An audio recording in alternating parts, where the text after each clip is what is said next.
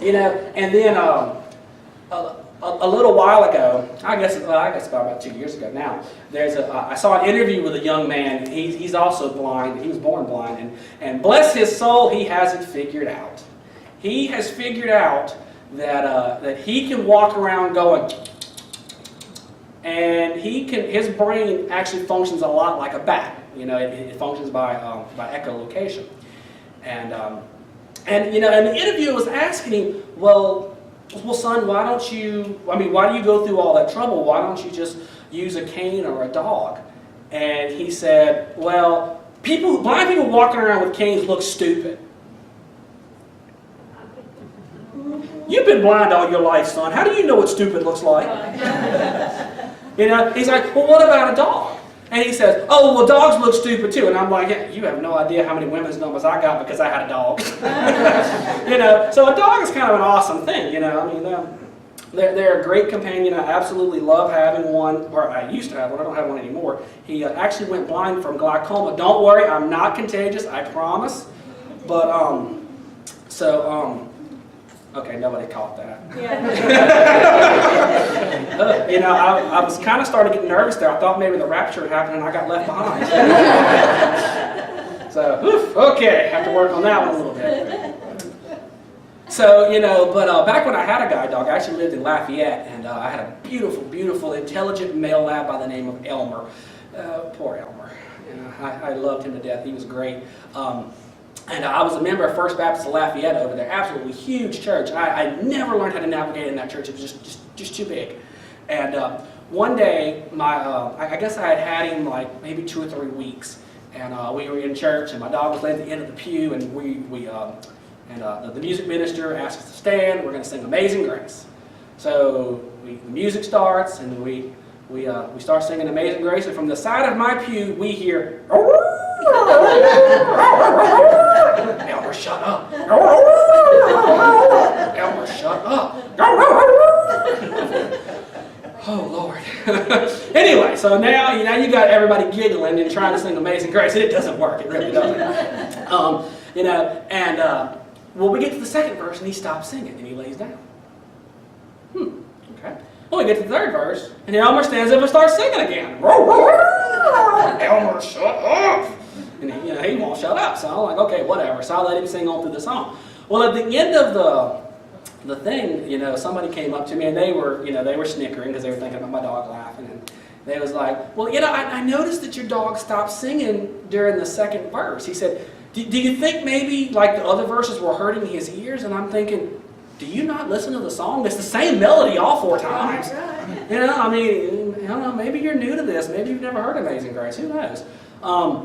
But, you know, he's like, so do you think maybe just the second verse didn't hurt his ears like the other ones? I said, oh no, he just didn't know that verse. You know, and guide dogs are absolutely great. You know, now this is my second guide dog, Wallace, who has also been retired. Wallace was a black lab, beautiful dog, dumb as dirt. And I don't know how he made it as a guide. He was a terrific dog, but he just, I had more emergency room visits because of him than anything else. I think I would have a better chance in a shootout in the middle of the hood, you know. But actually not with the dog. The dog would have held me down while they shot me. But I'm in the disabilities office at UL, which is where I graduated from. Sorry, LSU fans. I'm a raging Cajun, if you can't tell. But and we're letting my dog kind of run around this big open space, you know, we're kind of letting him run around. Well, one of the workers in the office, I did not know that he was afraid of dogs. He had never mentioned it to me. His name was MJ. And Wallace is kind of like running around, playing and visiting everybody, and all of a sudden he sees MJ sitting over at his desk. And Wallace ran up on him real fast and I guess touched him on the back or what, or an arm, whatever. And then you hear, ah! I was like, I thought MJ was a guy. And of course now my dog is scared to death. He comes tearing out of the office, comes running over to me, and he puts his hand on my leg like, I didn't do it, Dad, I swear. And then my dog thinks about it, he goes, roll off. So, you know, that's bad when you make a lab roll on the floor laughing. So, you know, and you know, going back to Elmer, I can tell you that I knew when he was mad at me.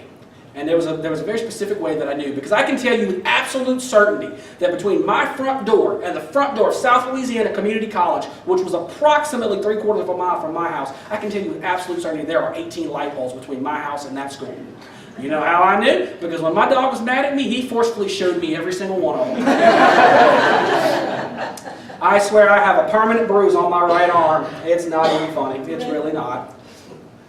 So, but you know, and there was one day that we were on that run going to school, and Elmer, you know, he was kind of lagging. It was really, really hot outside. You know, it was like beginning of August. It was just a ridiculous time to walk to school. And you know, these dogs are super intelligent dogs, but you can't tell them, Elmer, go to school. And Elmer opens the door, takes me out the door, turns around, locks the door for me, and then guides me to school. It doesn't work that way. Although I wish it did, because I left my keys in the lock a lot. So I wish I could have made the dog more responsible for that. But, you know, so I have to tell the dog left, right, forward. You know, you have to know where you are. I mean, now eventually the dog does start to learn patterns and things like that. But, on this particular, one of the commands, and it's the most amazing command that a guide dog learns, is hop up. Now, hop up, it's arbitrary. That's why it's so amazing, because it can mean a lot of different things. Like if a dog, like the dogs are trained to stop at elevation changes. So going back to the cane thing a second ago, if we get to a curve and it's, you know, he's trained to stop, and then I say, good boy, hop up. Get to the other side, he's trained to put his paws up on the curb to indicate, hey, we're going up. Good boy, hop up, you know. Or if he, let's just say maybe he gets distracted by a squirrel. I can't imagine a lab being distracted by a squirrel.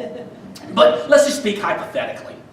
You know, so the dog, let's say the dog gets distracted, you know, and I notice his distraction, I can kind of pop on his collar a little bit and say, no, hop up. Or in this particular instance, how the dog was dragging, I can tell him, come on, hop up, let's go. So I'm trying to encourage the dog. He's hot, I'm hot, you know, we both want to get inside. So I'm, come on, buddy, hop up. Come on, buddy, hop up. Come on, hop up. And the dog is like, no, not hardly. He's like, you put on a fur coat and you hop up. So anyway, but there's this lady, and she's minding my business way too much. You know, and she's in the parking lot of the school, and she's watching this whole exchange between me and my dog.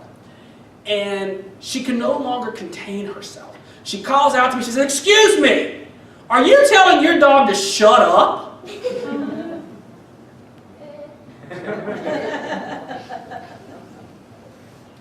Well, at the guide dog school, one of the things they tell us is no matter how stupid somebody is, no matter how mean they are, we cannot be mean back. I'm like, really? Please, please let me make a sarcastic comment, please. But I can't. I have to be nice. I have to be a good diplomat, because my harness says in big black letters, guide dogs for the blind. You know, so I'm advertising for the school. So I stop the dog, tell the dog to sit. The dog's not happy because the concrete is hot. But he sits anyway. And I say, no ma'am, I'm trying to tell him to hop up, which means, come on, speed up. And she's like, oh, okay, well, I thought you were telling the dog to shut up, because I was going to tell you that dogs can't talk. And I was like, yeah, thanks, have a nice day, Elmer, forward, let's go, come on. You know, I got more intelligent people to talk to. Well, we get about 20 feet down the sidewalk, and Elmer turns and looks at me and says, geez, I wish people would mind their own business.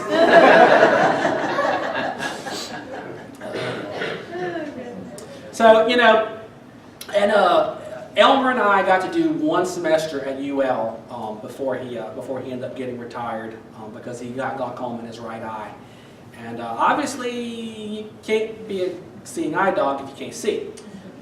So he actually got retired after that semester, and I brought him back to Oregon to go live with his puppy raiser family. And he was actually just recently put down. He was almost 12 years old. So that another tragedy I had to face with this summer. But you know, Elmer and I were walking along. We were going to geology, and I have no idea why they make a blind person take geology, because one rock looks like another rock to me. So we're going to geology, and there's this low-hanging branch right over that hard thing that you walk on. Oh, sidewalk, that's the word I was looking for. I told you I don't know one rock from another. Well, this branch is about this high. Yeah, I see the knowing looks on y'all's faces. Y'all know exactly what's about to happen. Well, I mean, and Elmer and I are walking at a pretty good clip. And all of a sudden, I just feel this intense pain in my forehead. I see the first thing that I had seen in 8 years at that point. I saw stars. And I am laying on my back on the ground. The dog is looking at me like, what happened to you? And I'm like, that's what I want to know. You're supposed to be able to tell me these things. Well, this girl runs up. She's like, oh my God, are you okay? And I was like, yeah, I guess my dog didn't see the branch. I mean, you know, he usually does really well with overheads. I guess he just didn't see it this time. And she said, well, see, you should have been going. Yeah, I never liked her.